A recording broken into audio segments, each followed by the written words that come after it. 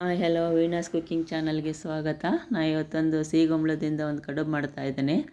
ನಮ್ಮ ಮನೇಲಿ ಒಂದು ಸಿಹಿಗುಂಬಳ ಇತ್ತು, ಅದು ಹೊಡೆದಿಟ್ಕೊಂಡಿದ್ದೇನೆ. ಅದರಲ್ಲಿ ಬೀಜ ಎಲ್ಲ ತೆಗೆದು ಸಿಪ್ಪೆ ಎಲ್ಲ ಹೆರೆದಿಟ್ಕೊತಾ ಇದ್ದೇನೆ. ಸಿಪ್ಪೆ ಹೆರೆದಿದ್ದಾಗಿದೆ. ಇಲ್ಲಿ ತುರ್ಕೊತಾ ಇದ್ದೇನೆ. ಇಲ್ಲೊಂದು ಬಟ್ಲು ಅಕ್ಕಿ ರವೆ ಹುರ್ಕೊಳ್ತಾ ಇದ್ದೇನೆ. ಇಲ್ಲೊಂದು ಸ್ವಲ್ಪ ಏಲಕ್ಕಿ ಶುಂಠಿ ಪುಡಿ ಕುಟ್ಕೊಳ್ತಾ ಇದ್ದಾನೆ. ಇಲ್ಲೊಂದು ಬಟ್ಲು ಸಿಹಿಗುಂಬಳ ತುರಿದದ್ದು, ಒಂದು ಬಟ್ಲು ಅಕ್ಕಿ ರವೆ, ಒಂದು ಬಟ್ಲು ಬೆಲ್ಲ, ಒಂದು ಸ್ವಲ್ಪ ಏಲಕ್ಕಿ ಶುಂಠಿ ಪುಡಿ ಇಟ್ಕೊಂಡಿದ್ದೇನೆ. ಇಲ್ಲೊಂದು ಸ್ವಲ್ಪ ಕಡುಬು ಕಟ್ಟಲಿಕ್ಕೆ ಅರಿಶಿಣದೆಲೆ ಇಟ್ಕೊಂಡಿದ್ದೇನೆ.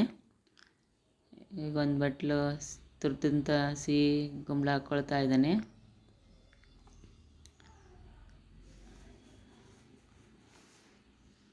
ಅದಕ್ಕೆ ಪುಡಿ ಮಾಡಿ ಇಟ್ಕೊಂಡಂಥ ಬೆಲ್ಲ ಹಾಕ್ಕೊಳ್ತಾ ಇದ್ದಾನೆ. ಇವೆರಡನ್ನು ಚೆನ್ನಾಗಿ ಮಿಕ್ಸ್ ಮಾಡೋಣ.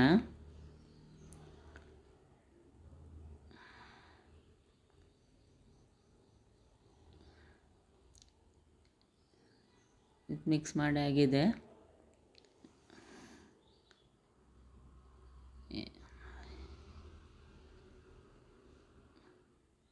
ಇದಕ್ಕೆ ಹುರಿದಿಟ್ಕೊಂಡಿದ್ನೆಲ್ಲ ಅಕ್ಕಿ ರವೆ ಅದನ್ನು ಹಾಕ್ಕೊಳ್ತಾ ಇದ್ದಾನೆ.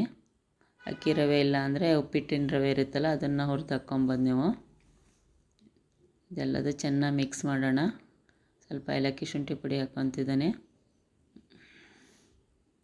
ಎಲ್ಲದನ್ನು ಚೆನ್ನಾಗಿ ಮಿಕ್ಸ್ ಮಾಡಿಟ್ಕೊಳ್ಳೋಣ.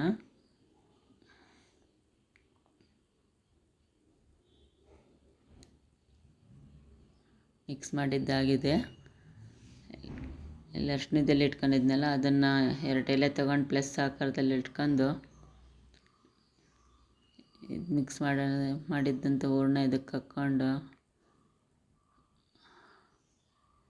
ಈ ಥರ ಕಟ್ಟಿಟ್ಕೊಳ್ಳೋಣ. ಇಲ್ಲೊಂದು ಪಾತ್ರೆಯಲ್ಲಿ ನಾನು ನೀರು ಕಾಯಕ್ಕೆ ಇಟ್ಕೊಂಡಿದ್ದೆ. ಇದನ್ನು ಹಬೆಯಲ್ಲಿ ಬೇಯಿಸ್ಬೇಕು ನೋಡಿ. ಎಲ್ಲ ಕಡುಬು ಈ ಥರ ಕಟ್ಟಿ ಹಬೆಯಲ್ಲಿ ಬೇಯಕ್ಕಿಡೋಣ.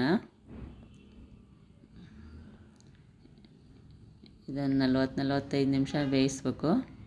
ಈಗ ಬೆಂದದ್ದಾಗಿದೆ, ನೋಡೋಣ ಹೇಗಾಗಿದೆ ಅಂತ. ನೋಡಿ ಎಷ್ಟು ಚೆನ್ನಾಗಿ ಬೆಂದಿದೆ. ಒಂದು ತೆಗೆದು ತೋರಿಸ್ತೀನಿ ನೋಡಿ. ಇದನ್ನು ಹಾಲು ತುಪ್ಪ ಹಾಕ್ಕೊಂಡು ತಿಂದರೆ ತುಂಬ ಚೆನ್ನಾಗಿರುತ್ತೆ. ನೀವು ಮಾಡಿ ನೋಡಿ. ನೋಡಿ ಎಷ್ಟು ಚೆನ್ನಾಗಿದೆ.